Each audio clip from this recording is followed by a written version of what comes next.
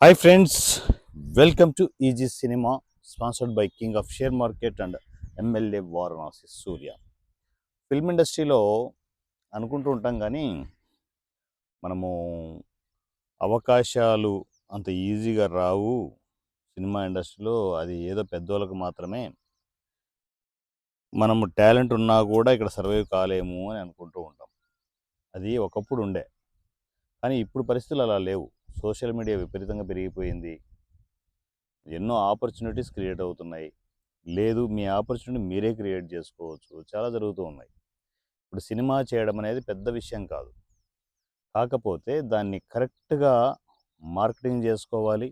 అంటే డబ్బుల కోసం అని కాదు, నిన్ను నువ్వు ప్రమోట్ చేసుకోవాలంటే మార్కెటింగ్ కంపల్సరీ. దాన్ని కరెక్ట్గా ప్రమోట్ చేసుకునేసి జనాల్లోకి వెళ్ళే ప్రాసెస్ మనం ప్లాన్ చేసుకోవాలి. ఇప్పుడు జీరో బడ్జెట్ కాన్సెప్ట్లో సినిమాలు చేయలేమని చెప్పేసి చాలామంది ఇంటెన్షన్. సో చాలామంది పర్సెంటేజ్ అలాగే ఉంది. పర్సెంటేజ్ చాలా హెవీగా ఉంది. జీరో బడ్జెట్ కాన్సెప్ట్లో ఎలా చేస్తాం, అది ఏ పని కాదని చెప్పేసి ఇప్పటికీ అలాగే ఉన్నారు. మనము ఇప్పటికే గండా సినిమా రిలీజ్ చేసాం. దాని తర్వాత ఇప్పుడు గుండు బాస్ రిలీజ్ అవుతోంది. దాని తర్వాత బండ్లా రిలీజ్ అవుతుంది. దాని తర్వాత క్రేజీ సీఎం రిలీజ్ అవుతుంది. దాని తర్వాత ఇంకొక పేరు చెప్పిన ఇంకొక ప్రాజెక్ట్ రెడీగా ఉంది. ఇవన్నీ line by line post production అవుతూనే ఉన్నాయి. ఇన్ని ప్రాజెక్టులు నేను చేస్తున్నప్పుడు మీరెందుకు చేయలేరు ఒక ప్రాజెక్టు? Simple thing. చేయలేమనుకుంటే అక్కడే కూర్చుంటారు.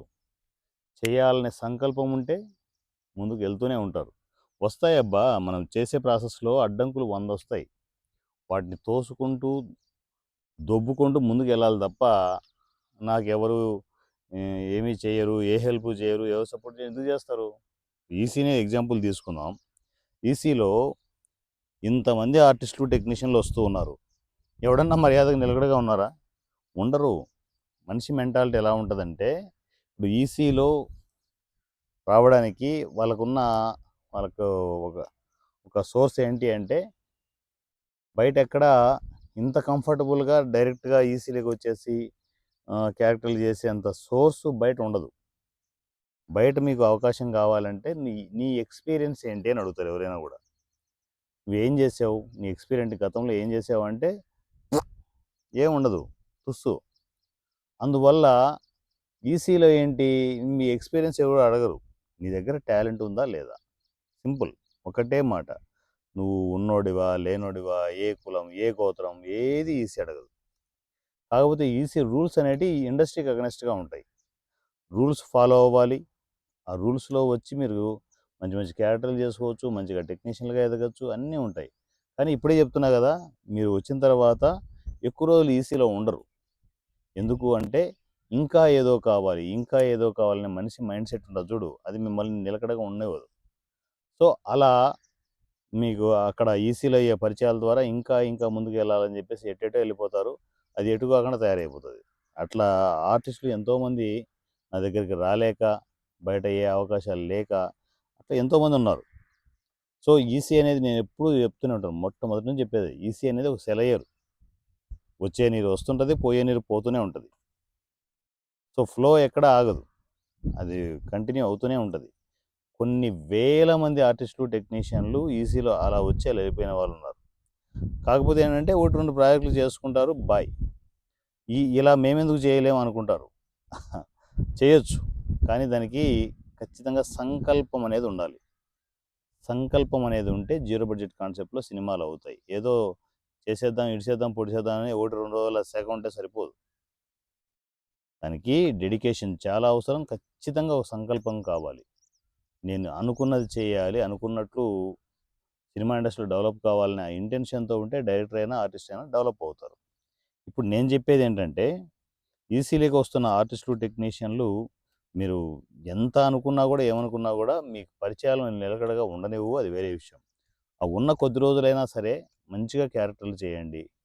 ఆ ఉన్న 4 రోజులైనా సరే డెడికేటెడ్గా వర్క్ చేసుకోండి. వర్క్ చేసుకునేసి మీ సోర్స్ మీరు క్రియేట్ చేసుకోండి, ఇబ్బంది ఏం లేదు. ఎందుకంటే ఎల్లకాలం ఈసీలో ఉండాలి రూల్ లేదు కదా. ఉండాలని నేను కూడా అనుకోను. ఎందుకంటే నాకు తెలుసు, వస్తున్న ఆర్టిస్టులు టెక్నీషియన్ల మెంటాలిటీస్ నాకు తెలుసు. అలా వస్తారు, అలా చూసుకుంటారు. అక్కడ జరిగే పరిచయాల ద్వారా ఇంకొక లెవెల్ వెళ్ళాలని అనుకుంటారు. ఎవరైనా అంతే. డెవలప్ కావాలనుకుంటారా, అక్కడే ఉండిపోవాలనుకుంటారా? అలా ఉండద్దు కూడా. సో అయితే నేను చెప్పేది ఏంటంటే మనము ఇక నుంచి కంటిన్యూగా ఈసీలో సినిమాలు చేసే ప్రాసెస్లో ఫస్ట్ది క్వాలిటీ పెంచాలని అనుకుంటున్నా. Film quality పెంచాలనుకుంటున్నా. ఓన్లీ 5D దగ్గర కూర్చోకుండా నెక్స్ట్ లెవెల్ వెళ్ళాలి. అంటే మనం చేసే జీరో బడ్జెట్ కాన్సెప్ట్ సినిమా అయినా కూడా అంటే ఒకటి చెప్తాను గుర్తుపెట్టుకోండి. అది జీరో బడ్జెట్‌లో చేశారా? చిన్న బడ్జెట్‌లో చేశారా? భారీ బడ్జెట్‌లో చేశారని ఆడియన్స్ ఎవరు చూడరు. సినిమా ఎంత బాగా ఉంది ఇదే లెక్క. ఎంత కొత్తగా ఉంది, ఎంత కన్విన్సింగ్‌గా చెప్పారు, ఈ లెక్కే ఉంటది. మేకింగ్ చేసేటప్పుడే జీరో బడ్జెట్టు, చిన్న బడ్జెట్టు, పెద్ద బడ్జెట్ అనుకుంటాం కానీ ఏ బడ్జెట్‌లు అవి ఆడియన్స్‌కి వాళ్ళకి అవసరం లేదు. ఏ సినిమా అయినా కూడా వాళ్ళకి నచ్చిందంటే గుండెల్లో పెట్టుకుంటారు. సో, మనం సినిమాలు చేద్దాం. కంఫర్టబుల్‌గా చేద్దాం. ఇప్పుడు మీరు ఒక చిన్న బడ్జెట్‌తో సినిమా చేశారనుకోండి. ఈవెన్ ఈసీలో కనెక్ట్ ఈ మధ్య మా రమణ గూడా ఒక ప్రాజెక్ట్ చేస్తున్నారు. అది 40, 50 లక్షల బడ్జెట్. అది కథ బాగుంటే ఓకే. కథ కరెక్ట్‌గా లేకపోతే ఏంటి పరిస్థితి? ఒక షో కూడా ఆడదు. సో, అలాంటి సిట్యుయేషన్స్ ఉంటాయి. నేను కథ విన్నాను నేను. చాలా బాగుంది.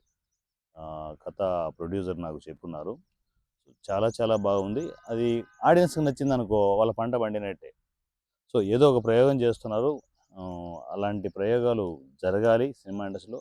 కాకపోతే చిన్న సినిమాలు చేసే ఫ్యామిలీ మెంబర్స్‌కి నేను చెప్పేదేంటంటే, బడ్జెట్‌లు పెట్టి అంటే బడ్జెట్ పెట్టుకోవడం ఓకే. మీ దగ్గర సేవింగ్స్ ఉన్నాయి. దాంతో నేను సినిమా చేసుకున్నట్టు చేసుకో ప్యాషన్‌తో. కానీ దాని మీద బిజినెస్ అవుతాది, విపరీతమైన డబ్బులొస్తాయనే ఆ ఎక్సైటింగ్‌తో పెట్టొద్దండి. ఎందుకంటే చిన్న సినిమాకి ఒక్క రూపాయి బిజినెస్ కూడా లేదు. బై లక్ పొరపాటున బిజినెస్ జరిగిందనుకో సూపర్ డూపర్. మీ లెక్కలు మారుతాయి. లేదనుకున్నా కూడా నో ప్రాబ్లమ్ నేను ప్యాషన్‌తో చేసుకున్నాను అనే ఇంటెన్షన్‌తో మీరు ఫిల్మ్ ఇండస్ట్రీలో సినిమాలు చేయాలి తప్ప, డబ్బులొస్తాయనే ఆలోచనతో పొరపాటున కూడా చేయొద్దు. చిన్న సినిమాలకు ఏ సినిమాకి కూడా ఒక్క రూపాయి రాదు. ఈవెన్ కంటెంట్ ఉన్నా కూడా రాదు. ఫస్ట్ మీరు ఆల్ ఆఫ్ సడెన్ సక్సెస్ అవ్వాలి. ఆ సక్సెస్ అవ్వాలంటే చిన్న సినిమాలే చేయాలి. కానీ ఏంటంటే హ్మ్, సేఫ్ జోన్, కంఫర్టబుల్ జోన్ వచ్చేసి zero budget concept. Zero budget కాన్సెప్ట్‌లో ఇంక పెయిన్ ఉండదు మనకు. అంటే కొంచెం మనం చేసేటప్పుడు కొంచెం కష్టపడతామేమో గానీ, ఇప్పుడు షూటింగ్ టైంలో ఏవో అనుకోని ఇబ్బందులు, రకరకాల సిట్యుయేషన్స్ ఇవన్నీ కొంచెం ఫేస్ చేయాల్సుంటది. కానీ మన ఈసీ లాంటి ఫ్యామిలీ అనుకో ఆడుతూ, పాడుతూ చేసుకోవచ్చు. ఆ ఇబ్బందులు గూడా ఉండవు. ఎందుకంటే బై గాడ్స్ గ్రేస్ దేవుడిచ్చిన వరమా ఏంటో నాకు తెలీదు గానీ, ఈసీ పర్మనెంట్ ఫ్యామిలీ నాకోటుంది. నేనేదైనా చెప్తే అలా సెకండ్‌లో జరిగిపోయే నా టీమ్‌లు నాకున్నాయి. సో, అంత కంఫర్టబుల్‌గా మనం సినిమాలు చేద్దాం. ఇక నుంచి మనము పూర్తిగా స్టోరీస్ మీద కాన్సంట్రేట్ చేద్దాం. 2 స్టోరీస్ ప్రెజెంట్ వర్క్ అవుతున్నాయి. ఆ 2 స్టోరీస్ మన స్క్రిప్ట్ కంప్లీట్ అయిపోతే ఇమ్మీడియేట్ షూటింగ్‌కి ఎలా ఎళ్ళాలి, ఏంటనేది అంతా మొత్తం మీకు అప్డేట్‌లు వస్తూనే ఉంటాయి. ఫస్ట్ స్టోరీస్ మీద కాన్సంట్రేట్ చేద్దాం. ఫస్ట్ అదే, లాస్ట్ అదే నేను చెప్పేది. స్టోరీనే మనకు ప్రాణం అన్నట్టు ఉండాలి. మంచి స్టోరీలు, ఎవ్వరూ చెప్పని స్టోరీలు మనం చెప్దాం. కొత్త కొత్త స్టోరీలు చెప్దాం. సో, దాని ద్వారా ఏంటంటే నాకు మంచి మంచి క్యారెక్టర్లు పడతాయి. సో, ఆ క్యారెక్టర్స్ అంటే ఎప్పుడూ చేయని క్యారెక్టర్లు నేనెప్పుడూ చేయని క్యారెక్టర్‌లను చేయాలి.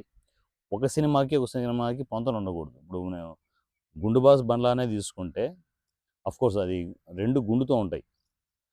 కానీ గుండు ఒకటే కామన్ గానీ కాన్సెప్ట్‌లనేటివి అసలు ఊహించలేమనమాట. ఈ క్యారెక్టరేషన్ వేరుంటది. ఆ క్యారెక్టరేషన్ వేరుంటది. సో, అంత కొత్తగా చేద్దాం.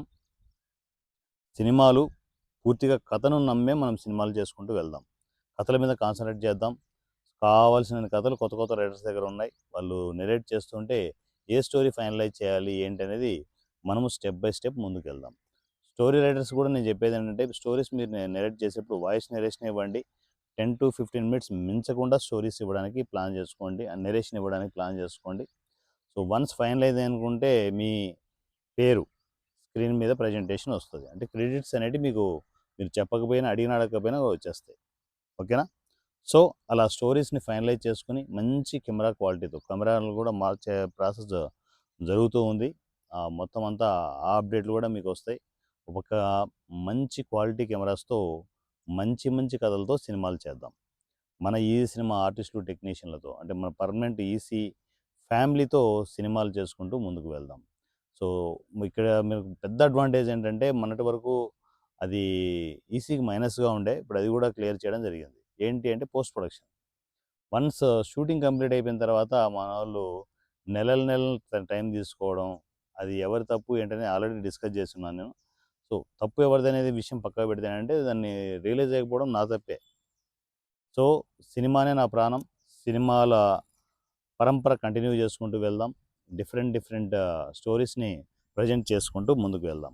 పోస్ట్ ప్రొడక్షన్ మీకు ఒక పక్క షూటింగ్ కంప్లీట్ అయిపోతుంటే నెక్స్ట్ ప్రాసెస్ అంతా అదే.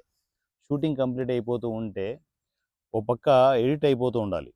ఇక్కడ షూటింగ్ పూర్తిగా కంప్లీట్ అయిపోవడం, ఇటు ఫైనల్ ఎడిట్కి వచ్చేసేయడం, ఒకసారి చూసుకోవడం, ఇమ్మీడియట్ డబ్బింగ్కి వెళ్ళిపోవడం.